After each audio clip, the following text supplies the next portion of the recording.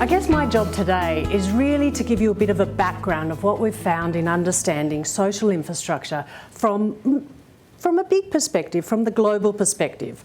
And what we've tried to do in the last it's really been a 6 to 12 month project, is focus on what are some of the best practice aspirations and ideals we have in social infrastructure and what's been provided from around the world.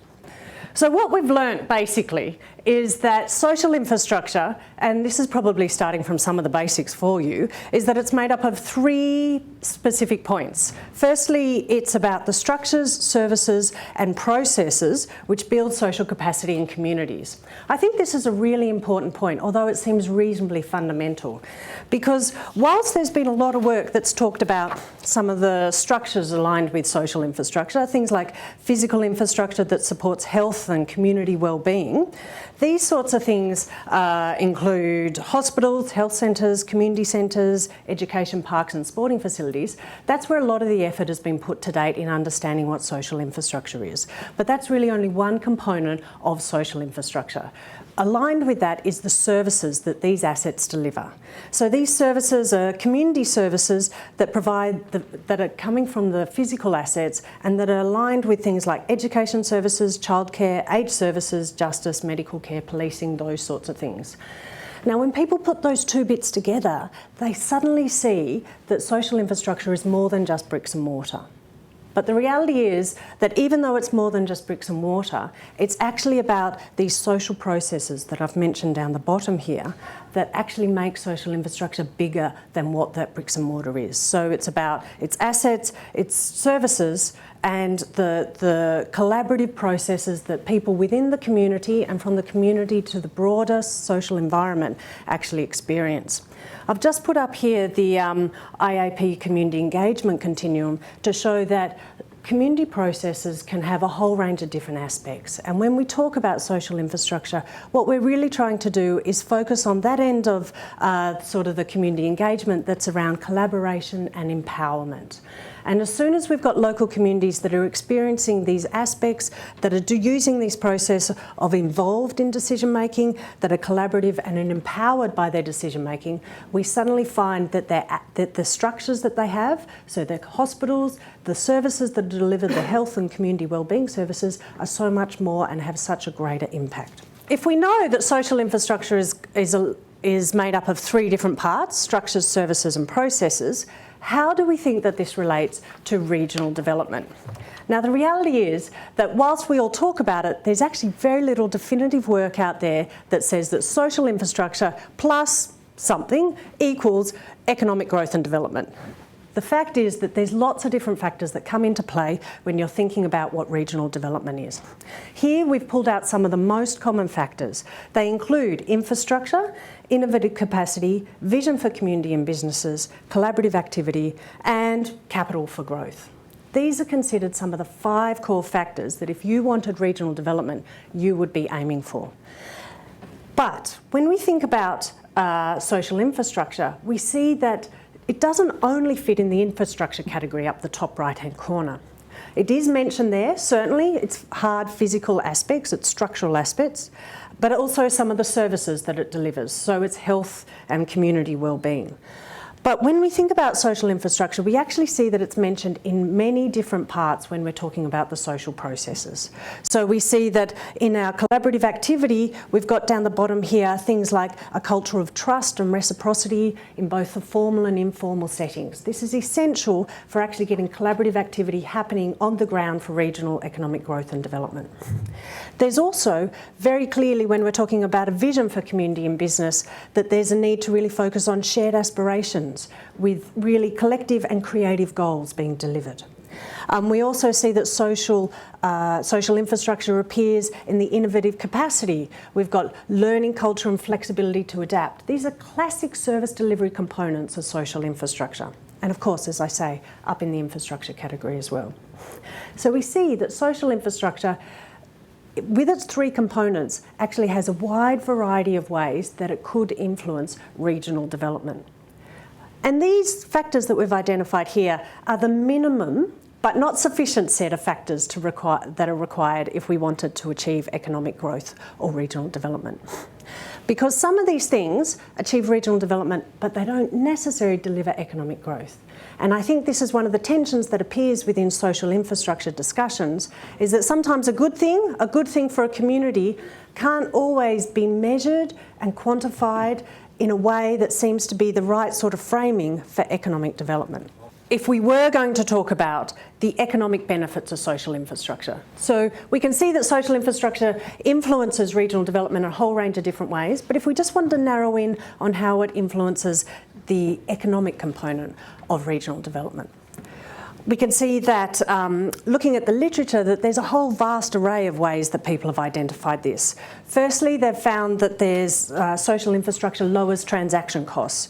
That they've found that people actually being connected greater and closer to each other, that they actually have an easier way that they can gain access to markets. It also decreases social control costs. It's a bit of a really strange way of saying it sort of helps us reinforce our social norms. We have less policing problems, less crime, these sorts of things.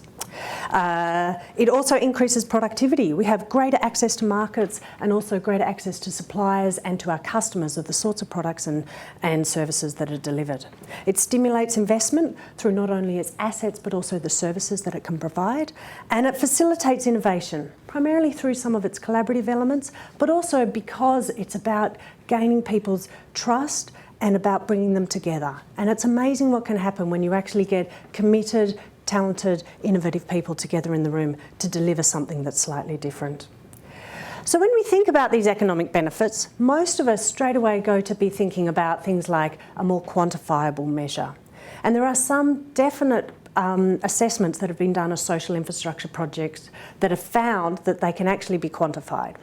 For example, in 2002, there was some really nice work done on the drug court down in Victoria that looked at the drug treatment orders and the effect that they had on their offenders. And they found that if people went through this program as opposed to the normal one, that they would increase their employment rates from 11 to 25%. They would decrease or reduce unemployment rates from 85 to 44%, and more to the point, there was a 23% less reoffending rate or recidivism rate. Now these are the aims of what this program was set up to do, and the fact that they could quantify this after only 2 years is a really clear highlight that social infrastructure has strong and concrete links to economic development. There are other case studies that are scattered throughout the world. In California, they found that for every $1 spent on pre-kindergarten education programs, they actually received a benefit of $2.50 to the greater community and society, as they had greater retention of children in schools, they had less crime results, there was a whole lot of flow-on effects that occurred. The same sorts of benefits were found in the UK, where they found that for every £1 invested in community networks and services, £10 were saved in costs on poor health, reduced crime and better employment outcomes, along with a whole range of other things. So social infrastructure has some direct and clear links to economic development, and these are some of the ways that the economic benefits are articulated. But the reality is that we can all remember and we can all think about social infrastructure projects that don't. So our question is, but not all programs can reach these conclusive economic returns. So why is that? And there's nowhere in the literature that really talks about this. And this is based on our work on talking with people on the ground and also a critical reflection of the work that's out there on social infrastructure. We think, that there's basically a continuum of social infrastructure projects out there. At one end, on this left-hand side, we see that there's a lot of projects that are about maintaining community function, and we think that they spread all the way to those that are really targeted at economic development. Now, aligned with these different types of projects, we actually have different target audiences and different aims and aspirations associated with them. For example, if we're about maintaining community function, we see that the projects are targeting the existing community groups. It's about meeting existing needs. Examples of projects including, the upgrade of the toilet block at the local oval, or upgrading some sporting goods or those sorts of things. Not seeing that there's a future growth or potential, but just about replacing existing assets This is an important component of social infrastructure and one that's very clear and resonates with lots of local people. However, when we move through, we see that the next sort of type of project is ones that are about meeting future community needs. That projection, a population or a demand for childcare that's been waiting in the wings and only comes to the forefront once it's very clear that we need to invest into the values and the current identity of a place. There's another group of projects that we see that are about improving business ecosystems, where the community starts to talk and engage with the business. It's tentative, it's formative, but it's really exciting because they're focusing on how they can upskill their population, how they can make themselves better. They're focusing on increasing productivity and increasing local skills. For example, training facilities and services are delivered in this way. And the last group of social infrastructure projects that we see are around increasing market access and increasing customer base. And these ones stimulate innovation and economic growth. And they are unusual in that they almost start with business to government negotiations and involve the community as part of that process. But it's a very different starting spot. It's a very different aspiration for what they'd like. If we look at these two extremes of this continuum, we see at one end we've got a real reducing risk, really a reducing risk to ensure that we don't have community failure at one end. And at the other end, we have this capturing opportunity of markets and productivity. If we think that our social infrastructure projects sit on this continuum, then it's very clear why some projects can be easily quantified in an economic sort of framing, and others, really it's very difficult to do, because their focus, their rationale for investment is really not on that economic sort of basis. However, it doesn't matter what sort of project for social infrastructure that there are very clear measures, there are very clear practices that if implemented ensure that every social infrastructure project can deliver great outcomes for any community that it's delivered in. And I thought it just worthwhile just to step through those 4 steps here, and then we can go on to those and perhaps discuss them a little bit later on. But basically what we've got here is that when we're talking about those economic benefits, such as a cost-benefit ratio, we're really talking about the impacts. This is the goal level changes to the lives of the community that social infrastructure projects are trying to deliver.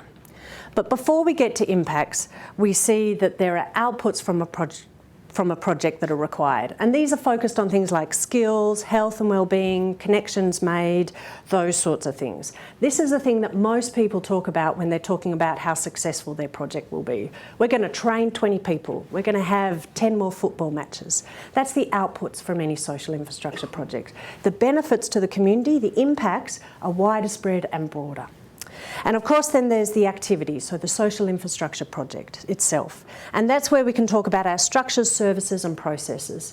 Every project has a linking of all 3 of those together, and it's important that for any social infrastructure project we actually sort of determine which one's the key one and which ones are the more supporting sort of elements.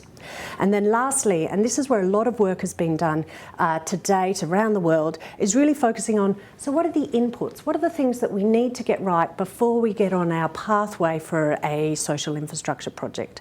Local governance and leadership is key. Without that, in a long-term way, they've found that almost every project fails. There's also a desperate you absolutely need to have need alignment, and this is something that's only become very clear, particularly to many of the people that we've been talking to in the recent past. It's all very well for a community to identify a project, but it's about how that project aligns with needs at different funding levels or over time or across different groups in the community. So this need alignment is central to a successful social infrastructure project. And resources. Who doesn't know we need time and effort and money to actually get anything up and going? So they are the 4 steps that have been found to be best practice in any social infrastructure project. The amount that we can quantify these steps, the amount that we can actually say that these have a pure economic output at the end, depend on the rationale for the investment of the social infrastructure project to start with. So the reason why I'm up here is to tell you what do we know about social infrastructure and regional development. And I think it's reasonably key that we can say that social infrastructure is key to regional development because it increases productivity, stimulates growth in markets, and delivers community cohesion and has wide-ranging benefits across the whole community. But not all social infrastructure projects relate to just the economic component of regional development. Some of them could be focused more on risk minimisation, others could be much more focused on economic development. And because of that different rationale for investment, there are different ways that you would measure those. There are different types of investment processes that you might use or funding schemes that you might be looking for. Even though there are these different rationales for investing in social infrastructure, every best practice social infrastructure project can follow 4 clear steps, and they can all be done in a really consistent and clarified way. What we found basically in a snapshot is that social infrastructure does catalyse regional development, and it does it through its structures, its services and its processes. Thanks.